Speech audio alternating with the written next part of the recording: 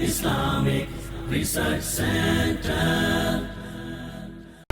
अस्सलामु अलैकुम रहमतुल्लाहि व बरकातुहू। कुछ गुनाह इतने मनहूस होते हैं और इतने बुरे होते हैं कि जिनकी वजह से एक दो नहीं बल्कि उससे रिलेटिव तमाम लोगों पे अल्लाह का गज़ब और लानत नाज़िल होती है। उन्हीं में से है एक सूद, जिसके मुतालिक रसूलुल्लाह सल्लल्लाहु अलैहि वसल्लम ने इरशाद फरमाया, सुनन अबी दाऊद शरीफ में हदीस नंबर 3333 है।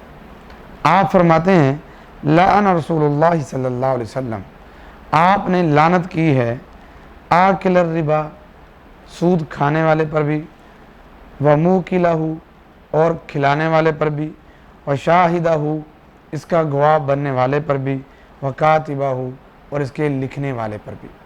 सूद खाना, सूद खिलाना, सूद का लिखना या इसकी गवाही देना, ये ऐसा अमल है जिस पर रसूलुल्लाह सल्लल्लाहु अलैहि वसल्लम ने लानत फरमाई। देखिए, अगर आप नबी पाक के उम्मती हैं और आप कलमा पढ़ने वाले हैं और आप अपनी निस्बत रसूलुल्लाह सल्लल्लाहु अलैहि वसल्लम से जोड़ने वाले हैं, तो कितनी शर्मिंदगी की बात है कि आप अपने नबी की लानत भी ले रहे हैं।